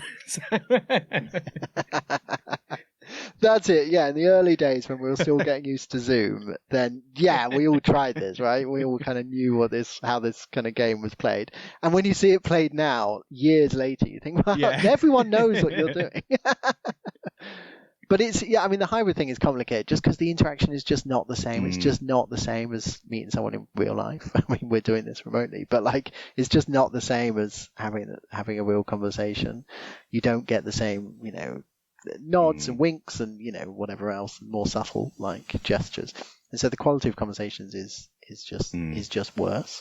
It's complicated. But you can, I mean, with automatic transcription, you don't have to take any bloody minutes, do you? So that's fantastic. So the question that I actually asked for COVID is, what was your experience kind of going in and going out? And obviously you were in different roles, but what was it like going into the lockdown? Were you super busy, or was it a kind of work dropped off thing? And then coming out the other side, was there anything that changed permanently for you? I mean, I guess we've discussed a lot of that already through the conversation. It's mostly going online, those kind of changes. But yeah, I'll let you respond. Yeah, well, I mean, it was a hugely disruptive time. In the substantive role that I had at the time, it was it was a worry as to what that meant. We didn't know how long, you know, the early days, we didn't know how long this was going to last, if this was going to be, you know, permanent, if this was going to be years, if this was going to be weeks. We really had no idea. And I was working substantively in housing at this time, and so there was a sort of panic. There was a government movement. It was called All In or something to that effect. So was that the volunteers temporary accommodation? No. So so there was a lot of redeployment of people into kind of more essential areas, which in itself was very strange. Didn't actually impact me because I guess what I was doing was valued enough already, but I don't know. But there was this kind of it was in housing, so there was a lot of we also dealt with temporary accommodation, homelessness, and there was this kind of effort. Well, we got everyone off the streets, didn't we? There was exactly. So there was this kind of movement to move everyone in, and that in itself was complicated because, you know, people were scared to be near each other. It seems so strange, doesn't it, to kind of reflect on this? But, you know, there was that kind of effort to bring everyone in, and so there was a huge amount of work to do that. That was a novel, enormous social intervention that we were suddenly executing to bring everyone in, to kind of make sure they were safe, to kind of do those visits, those kind of checks on people, but at the same time kind of enforcement to kind of make sure that people weren't interacting. Very strange. And then later on, of course, to essentially let them all back out, to, you know, there was a time when there were no homeless people. But I mean, working in that space, it was very difficult, and we dealt with sheltered housing as well, and so there were kind of visits to make sure people were safe and, you know, knew what they were doing. You know, we didn't know. It was a very strange time, but at the same time, in that role, there was a kind of sense that, oh God, a lot of what I was doing previously doesn't seem to matter. Now we're in a crisis situation. And so there was also a fear that, is there a history of this job? Are they going to reevaluate this job or this department that I was in? To think, well, now we're on something like a war footing, or potentially, if this can be done, if we can rehouse everyone, then do we have a job going? So, there was a kind of a constant worry that we'd all be let go, and there were people let go in that period. There was furlough. I didn't get furloughed, but there was furlough happening in my department, and obviously there are actually still some folk on furlough, aren't there, in specific things, which is a strange situation to be in, where basically our business never really picked up, so it was kind of taken over. But yeah, very, very strange. And personally, it was very disruptive. I was supposed to be getting married, and we had to push the whole thing. There were frantic calls with insurance, providers, the sort of thing. Well, is this an act of God? Does this not count? Or is this... Well, anyway, so that was a bit of a pain. So we had to reschedule that, obviously. I mean, it's a minor thing. Well, it's not, and it affected loads of people, and moving as well. Of like... God, and people are just about to move, and then they're like, we'd packed everything up, and we're just sat in the house, like, because we don't know what's happening. So we're like weeks with everything packed up of like, well, can we move or not? Yeah, well, I had a relative who was sort of, you remember the kind of regional lockdowns, and she was essentially in that position. She was kind of without somewhere to be while being trapped. She just moved home to the UK from abroad, back to the UK, and was in this kind of position where there was nowhere. She literally couldn't. She wasn't allowed to leave, but she had nowhere to be, and you couldn't unpack because she didn't know. Strange situation. Like you can go at some point, and well, I mean, she literally didn't have a house to unpack into actually because of this kind of it was very, very strange. But at the same time, we did hear the kind of early Zoom calls were. Some people took those in their gardens and, in very casual clothes. And we all had those stories of, people getting up and realizing they're still on camera and they've not got trousers on. All these kind of horrible, early testing of how this kind of stuff works. So, very, very strange time. My wife is a celebrant, so she does wedding ceremonies. For people, and part of that process is that she devises these. She's a really brilliant writer, so she devises these speeches where she goes into the couple's personal story about how they met, and so many of them have this big chapter on COVID, like what they did and whether they. And for so many of them, it seems to be make or break. It was, the story for so many of these was, well, we were suddenly trapped. We had to make a decision. Do we move into the same flat or do we kind of do this long distance for how long? It's just really interesting to hear that, I often get to hear those kind of ceremonies that she's preparing. And it's just a really, really huge moment for so many people. And for, I think for everybody, for the species as a secondhand whole. Things. So many marriages exist because of this. Yeah, because I mean, like, even something like World War II or something, it's like, it's affecting every area of the globe. But it's like, I'm sure there were plenty of people who sat through that where it was like, the what? But with COVID, it was kind of like, there were people in uncontacted tribes in the Amazon. Okay, I'm exaggerating, but essentially, like, that COVID thing. Well, maybe, yeah. I mean, yeah. Well, that's it. Yeah, it was a genuinely global issue in a way that, geopolitics stuff just, I guess, isn't for at least chunks of the population. Yeah, it was very, very strange time. And I mean, you mentioned long COVID earlier, and I mean, I don't think I ever got COVID. But you also wouldn't necessarily know because you can be asymptomatic. Well, yes, it could be asymptomatic.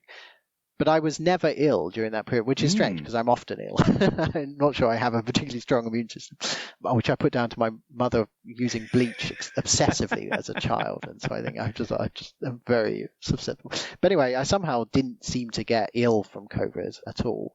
But lots of people did. And I mean, I've got friends who are still suffering from long COVID, and I've got colleagues who, it's a kind of daily disruption. It's a very real thing, and I'm not quite sure what we do about that. It's for some people it does seem to disappear after a time, or fade away. For other people, not. For other people, it sort of flares up. It's such a strange thing, isn't it? It's this.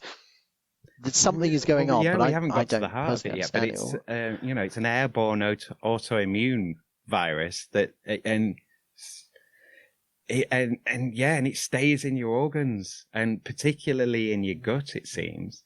I mean, there is a lot of effort to keep it in the public eye, obviously, and it just does affect countless people, and so it needs to be in the public eye. And it's funny that we media has these conversations about there being a lot of people out of work and things, partly because of health problems. And it's not, that will be a factor in it, right? But it's not necessarily listed as one of these factors. Yeah. That can't be used as so it's like, all these people are pretending to be ill. We just had a global pandemic. Do you not? Maybe something to do with that. One, but but yeah. So we are running. I've managed this badly. So do you have to dash off anywhere right now? So what I'll do, I won't ask all the questions. I think I think there's value in the other ones, Brexit, social media, and so on. But I think the one that I want to hear your answers on is the universal basic income one. So I'm going to ask you that. Are you familiar with universal basic income? Have you come across it before? Yeah. Yeah. So the question is, how does it affect your work? But also, your work is working with other people and working with work. So that's why I think it'll be an interesting one to sort of investigate with you. So if there was a universal basic income, how do you think that would change your work? It would be complicated. I think from a socialist / trade union labour movement sort of position, we are not in agreement, right? I mentioned those 6 million people in our trade unions earlier, and I think if you polled them, there'd be some pretty big divergent of opinion on UBI. I think for some, it's the panacea, right? If we could create a universal basic income, it's a bit like mass employment. If we had universal employment, then we'd be in a position where we would do away with absolute poverty, I suppose. And so that would be a good thing. There are others who are in this position where actually our relationship with our bosses is like a two-way negotiation. And if they didn't have to pay us, or if what they paid us was just a kind of top up as a kind of nice to have, depending on how UBI is kind of benchmarked, then we would lose all leverage over that. And so it's actually a recipe for runaway, unaccountable employee practice. So, there'd be a race to the bottom in terms of conditions and pay and everything else, because it would be thought of that, they've got everything they need covered, or, whatever level it is, they've got an aspect of what they need covered. And so we are not, as employers, responsible for covering that. I don't know where I sit, if I'm perfectly honest, between these. I would counter that point. I like the quickly with if you believe that more people would be setting up businesses, and people that have their own businesses that I've spoken to say that would have massively helped and that they would have started something earlier. Yeah. Then you've got that counter pressure of like, well, a lot of employers might have to pay more just to attract someone to come and do a job. But yeah, sorry, continue with. Well, that's actually a point I was going to make. But so I think in that thing, there is this kind of, and the freedom it would provide to be able to have that time. In Germany, they have this system where your unemployment rate is based on the salary you had from your previous job. I think it's pegged at like something like 60%. So, we don't have this kind of low baseline that we have at the moment with universal credit, where if regardless of what your living expenses are, you kind of get what is deemed a level, a pittance, which for most people is not adequate to live on or to kind of maintain their house or family or whatever. So in Germany, that's pitched to whatever your previous employment was, a kind of percentage lower than your procedure. And it's for however long, as I understand it, essentially however long you want to continue to claim that until you find another job. So it's obviously, if you get another job, you'll be better. And there's a level of trust in there that, you don't just want to be lazy and you're not, you're a morally bad person. You actually want to go and work and do stuff. Yeah. Yeah. Which is what people are like. Which I think is just true. I mean, yeah, it's just not true that people don't want to work. Maybe people want to take holidays. I believe people want to take holidays, but they don't want to never do anything. I mean, I've never met that person who is supposedly, on every street corner, benefits ground. This person doesn't really exist. These are people who would like to be in more comfortable positions, but are not able to do so, or are not helped into training or, routes into those kind of, professions. And so that kind of thing, where you've got a very enhanced unemployment benefit that allows you time to do that, to set up businesses or to do additional training or to kind of take time if you need to do other things, care and or just not work for a bit as well. That's acceptable. Yeah. Yeah. Well, yeah. I mean, holidays, but sometimes you need like a career break. You need to reassess. You need to think about your skills and sort of, you shouldn't have to, have built up a cushion to do that, because if you've made the wrong choices and you're kind of like, well, then you're stuck then. But how do you reassess? How do you get out of that? And I think you should have that. Yeah, well, and this is a big criticism of the German model, that, it kind of ties you into whatever income bracket you're already in. So that works fine if you've worked your way up and then lose your job. But if you're, at an entry level, or, you're just in an industry that doesn't pay very well, which is a lot of industries, then obviously it doesn't really help you.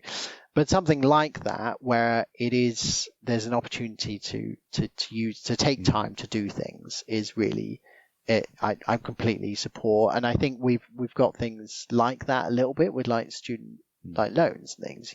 We allow students, we're young people mostly, to take that time to kind of use their time in a way that benefits them, and that they can really evaluate where they are without having to spend all or the majority of their time just doing something. Because I think we need to, if you've ever looked for a job, as most people have, while working, it's a very difficult thing to do. You just do not have time. You're exhausted. You don't have time to be able to do this. And so to be able to take that break, to be able to do that, I think there are some, I think the negotiation thing on the UBI is an important factor. I think you'd need to set up a system where it would have to have checks and balance, basically. It couldn't be, instead of a salary, employers would have to have a very strict relationship to make sure that they continue to pay people properly and to kind of really value that.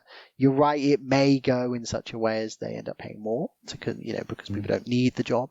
Or it may be that people pay less because they, anyone who wants anything, they can sort of... I think it's very difficult to tell. There have been lots of small scale trials on this. I think part of the element is the level to which it's pitched. If it was that everyone got 30,000 a year as a blanket, which might be enough for people to survive on, most people maybe outside of very expensive areas and outside of specific circumstances might be fine for most people. There is a question about how you pay for that, or how that, what, bigger impacts that would have. There may not be jobs if you kind of, use all the economy to pay for that kind of thing. And if you kind of pitch at a very low level, a bit like benefits are at the moment, then you're preventing people. I think you're doing active normally harm. Preventing people from starving, but you're not setting people up to thrive you're literally saying this person is kind of worthless. Like I remember before lockdown, and I'd got a job. I was working in a call center, and I just started there. I was still on UC. I was going to have to wait a while to get paid, and they sent me £3 for the month, and I was like, "Oh wow!" Like, could you have anything more insulting? Of just like, "Oh yeah, whatever. You have this, and you die." Basically, like. I can't even get that. Doesn't even give me bus fare to get to the goddamn job. Like, so I essentially lost that job because they'd sent me £3, and it's one of those things of like, no wonder people aren't inspired or feel valued or feel like motivated to go on and change their situation, because they're just like, and then they're bullying you over this tiny amount as well. of like, oh, do this and you haven't done that, and it's just hassle. And if you've ever done it, if you go through the like Companies House website of how to set up a business, smooth as hell, really easy, really simple. Oh my God, government efficiency does exist. It's amazing, marvelous. Go through the UC one. Very, very different experience. And it's like, oh, do they know it? Are they doing this on purpose? Yes, they are absolutely doing this on purpose. Yes. Oh, definitely doing it on purpose. You're right. On that point, that is exactly yes, because they actually the mentality behind it is not to help people who need help. It's that kind of poor and undeserving poor kind of thing, isn't it? It's to really kind of put in as many barriers as possible. And there is a lot of that in government. We take we have a little one who attends nursery, and so we can sort of have the government pays for an element of her time there. And the way that's framed is similarly strange. It's not a benefit that you can claim to help to provide an education and a sort of setting for your child to thrive. It's an in-work benefit that we both have to be working and both have to be proving that we in a certain amount to be able to claim that benefit. So it's a way of propping up businesses not having to pay us more to enable us to continue. So it's like completely back to front, right? This isn't a benefit for our child. This is a benefit for our employers to enable them to not have to pay us enough to be able to put our child in nursery, which is a complete perverse way of doing things. And it's the same thing with, it's a different scale of things, but it's a similar kind of mentality to the benefit thing. And the whole UC, the founding principle behind UC is obviously essentially punishing, isn't it? That was the whole idea. That's Ian Duncan Smith's dream, to punish people into being richer somehow. Demonstrably untrue, horrible man, bad idea. And I think some of this has been sorted out. Some of the delay and things, but it's it's a cruel scheme. And it's actively, but it also actively prevents you from working, and and employers do that as well. Like I've had conversations with people, and they're like, people, they could get more hours at work, but the employer can't give them it because they'll end up poorer. And you're like, well done, everyone. Amazing. So there is that's right. And so there is a strong argument for things like just universal systems that just take away some of these kind of nonsensical arrangements. And I've been on job seekers allowance, and the amount is, the amount then, but also has not kept up, is pitiful and is not enough for you to kind of, and I think, this tracks across pretty much all benefits, to be honest. So there's a strong argument for let's just give people what they need to live, and then we'll deal with any problem. There might be people who claim that unnecessarily, but, what would that be a terrible thing if they took government money and then gave it to a business or gave it to a charity? People don't hoard wealth, they spend wealth. So, is it a terrible thing to kind of add an extra loop into that kind of throw a bit more economy of liquidity give that to them into and then the they'll give that economy to and the someone environment? else? It's actually not a terrible thing for why would it matter? So I don't know about UBI, if I'm perfectly honest. I think it's a really interesting topic. I think a baseline is really important. I don't know if that's the best way of doing it. I suspect it might be because I suspect that, my relationship with the benefit system at the moment, my understanding of how it works and the failures that it continually throws up, that's clearly not the right way of doing it. But getting this right is, I think it's just a challenge thing. It's a little bit like the what's it called? the fuel winter allowance. Fuel allowance. Winter fuel. Or furlough. It's a little bit like the furlough. I've had some retired guests have said, well, I'm kind of on a UBI. I've got a pension. Well, that's right, actually. But it's yes. It is a little bit like the pension, actually. That's what a pension is. But with the winter fuel allowance, I was in that camp that did feel uncomfortable with that going to millionaires. And there are a lot of millionaire recipients of that. So I feel like the position that we're in at the moment, maybe the measure, the level it's at is wrong.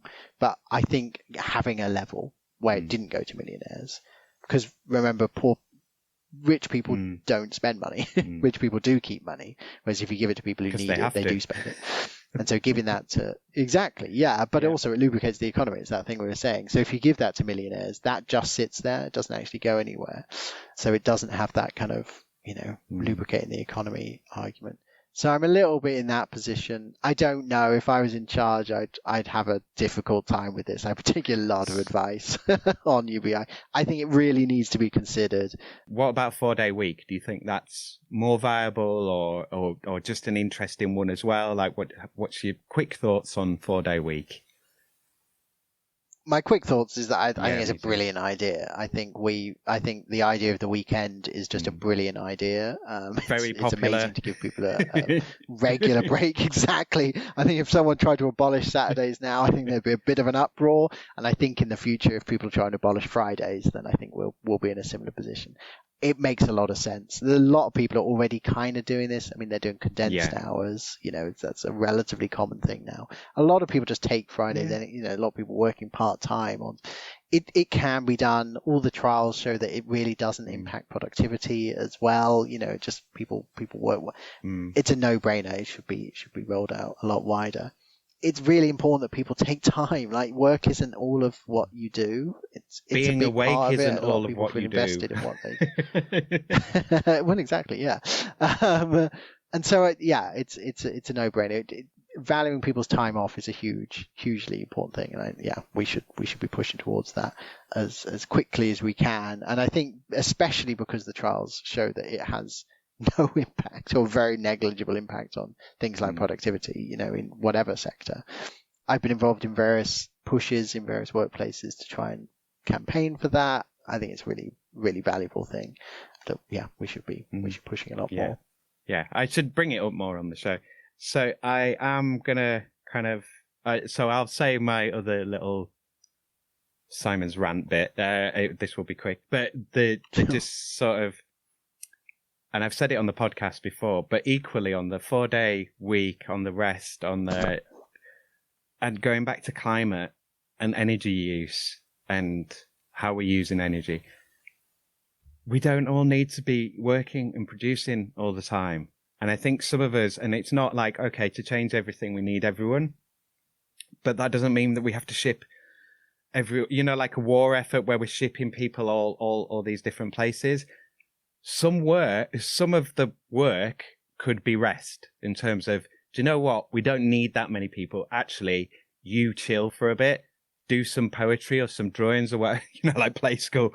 Like, you go and sit down, and then we'll train up these people. We'll get them working, and then like maybe they're exhausted. We'll tag someone else in. But I think this obsession.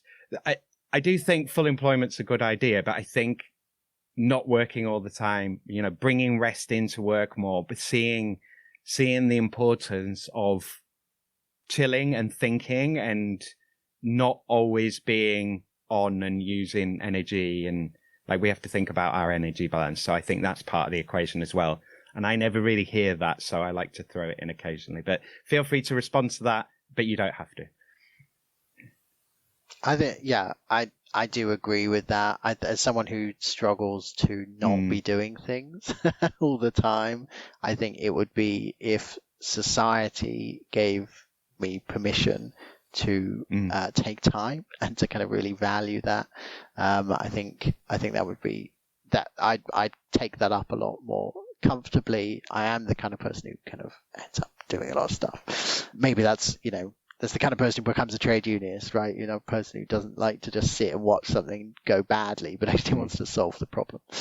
But you're entirely right. And I think a lot of history of this stuff, the history of us winning tea breaks and lunch times and, weekends is not, it's not to avoid work. It's to kind work of, better. And the reason that these have been essentially successful, yes, it's to work better. It's to rejuvenate in such a way as you can actually get the stuff done. I also think there's a huge amount of value in that kind of social reproduction stuff, the kind of building yourself and feeling comfortable with yourself, doing research, pursuing your own interests, doing stuff that makes you feel comfortable in itself. That's really valuable things. And we don't really recognize that in any way in our society. It's something that there is time allowed for, people allow that to happen, but it's not rewarded in any way or deliberately made space for. And so, we should be in a position where that's easier to accomplish. And I feel like it's increasingly less easy to accomplish. That's not the direction the work is taking at the moment. We used to be in a 30 years ago, it was normal for one person to work in a household. Now it's normal for two people to work in a household. And, that's not solved. None of us are richer as a result of that. We're just poorer. And, and none of us are less busy, and I think this is increasingly the case, right? We're not on that trajectory. I think things like 4-day week could put us back on that trajectory. But that's not where we are. Yep. But also things can change quickly and oh, definitely. Yeah. And things will change. We just need to be conscious of where we are in order to make the case for why things need to change. Educate, agitate, organise. Exactly. So, where can people find you? Give us the socials that you can remember. If you can't remember any, I can put a whole list of things in the show notes. But off the top of your head, where can people find you? People can find me on LinkedIn, Facebook, and Blue Sky, maybe. I'm not that active on any of these, but I mean, if they wanted to get involved work-wise, is it me. Should they drop you an email, or should they just go to a website, or what's the best way for people to either get involved or learn more? Yes, reach out. I'm very happy to talk to people. I think a lot of what I do, which has hopefully come across in this, a lot of what I do is just talking to people and having those conversations and kind of, pushing things forward in that way. I'm involved in a lot of, volunteer kind of things where that's exactly what we do. The Yorkshire and Humber Climate Commission, the York Climate Commission, which we didn't touch on, all the stuff through the TUC and my own union work and the political parties. And so I think, it's about reaching out and having those conversations and connecting people in that way. So they can get in touch. My email is one you can guess as well, like so many nowadays. But also on the socials, just drop me a link. Okay. And the other thing that I will say is join a union. And there is, if you don't know how to do that, on the TUC website, I think it's still there. There's the join a union thing. I can put that link in there. There is, it's a big banner, and it guides you through very easily. And then when you join, get active and start pushing them around. And if they're all, dinosaurs, then try and push them to one side and take over. But it's up to you to make what you can of it. So, changes people, and if people aren't pursuing change, then it doesn't happen, and it's difficult to do. But first step is often joining a group like a union where it is plugged into mechanisms that make a difference. So sign up and they're not always out to get the employers. There are useful collaborations that do happen. So I'm going to let you go, and I'm going to shut up. But I'll let you have the last word. So anything that you want to say to kind of tap it off, but you don't have to, because I put you on the spot there. I don't really think I have anything, actually. No, that's fine. I'll do the wrap up. So thank you very much for doing this today. It's been great talking to you. Sorry that we've overrun, and I hope I've not kept you too long. And thank you for being here and for sharing everything with us. Thank you very much, Simon. It's been a good conversation. It's good to do this. Yeah, good. Thanks very much. Thank you again to Sam for being my guest. Thanks as always to all my guests, and thanks to you, Leeds, for being my subject. You can find Sam at linkedin.com/IN/Sam-Perry-York or facebook.com/Sam Perry York. Or at Blue Sky, bsky.app/profile/Sam of York.bsky.social. Check out the following union links too. You can donate to the fund for the celebration of the centenary of the general strike at actionnetwork.org/fundraising/support the celebration of the 100th anniversary of the general strike 1926, and there's a hyphen between each of those words and the number of the year at the end. Links as I said, are in the show notes. To join a union and find the right one for you, go to tuc.org/join a union. Again, a dash between each word. Check out Labour Start and sign up to their news and campaigns at labourstart.org. They've also got a podcast. Again, link is in the show notes. Another podcast you might want to give a listen to is Simon Sapper and Martin Smith's Organising for Change, the podcast for union builders. There's the superb Working Class History podcast, which I need to listen to much more of. There is a list of various videos from journalist Paul Jay's Analysis News on YouTube. The reason I'm putting that link in is because 8 of the videos are interviews with the late, great Jane McAlevey, which I highly, highly recommend to anyone interested in trade unionism. And of course, if you want more trade union content from Working Hours, you can listen to the recent Dave Pike episode. That's Series 6, Episode 28. There's Work Is Not Enough with John Stewart from the RMT in Series 3, Episode 25. Also check out Series 3's Episode 20, Work Is on Fire with David Williams from the FBU. I'd also recommend Episode 3 from Series 1 and Series 3's Episode 7, Work is Planning, both of which have some discussion of unions. Do let me know if I missed any. Please consider donating to this project. If you're listening to this on the Captivate player, you can just hit the donate button on the player you're using, and that will take you straight to this show's Ko-fi page, where you can donate any amount you would like. Donations will help me with the costs and labour for this episode, what you just listened to, and everything else to do with Working Hours. Anything you can and do donate will be a massive help. I still want to get to 200 episodes. That's still a long way off. After that, we need to promote and curate the project properly, and I will need to bring other people in to that next part of the process. I want to have this work funded going forward, so please consider joining the Patreon to build up this project. Patreon memberships start at £6 a month. That's less than the price of anything you'd buy an hour of in The Real, and I'm giving you hours of local historical content each month. £6 is a sandwich a month for all this content. Patreon.com/C for Charlie /Working Hours Pod. Don't forget, the Western Studios brand is a podcast-making business. I made the Leeds Business podcast for Phil Fraser, and I make For the Love of Costs podcast for Clarion Solicitors. They've got a new episode out if you want to check that out. If you have a podcast project that you'd like some support with, then get in touch. More details about podcast support are in the credits. If you'd like to contact me about anything Working Hours related, then you can email me about this show at workinghourspod@western-studios.com. Okay, that's me. Remember, listener, no matter what you do, it's impossible for you to understand anything that your salary depends on you not understanding. So try to work for peace and try to plan with kindness. Raise your voice, but reduce your impact. Cheers, ears. Take care out there, and do be kind to one another, Leeds.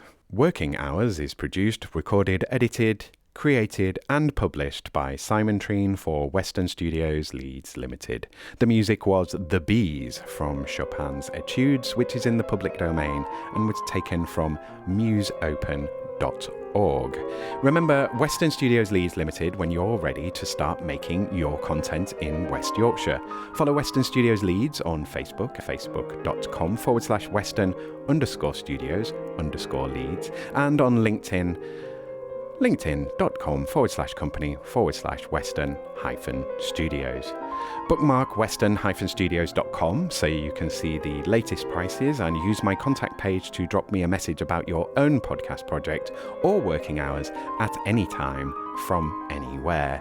Maybe you want or need a podcast host. co-host or narrator for your podcast project. Maybe you just need another voice for one or more episodes of your show. Podcasts are so much more than gossip, book promotions, and marketing for online courses. Podcasts and other audio content get your online brand out there. Want to make some fundraising case studies? Want to have an audiobook or video course? Want to share your learning, knowledge, and expertise in your field? Want to learn, teach, or raise awareness of something general or particular? Want to improve internal comms with messages your staff might actually engage with? Or do you just want to brighten up the world with some entertaining content? Then make a podcast. If you're making your podcast within West Yorkshire, then think about making it with western-studios.com. Whatever your podcast questions or needs, get in touch with Western Studios Leeds.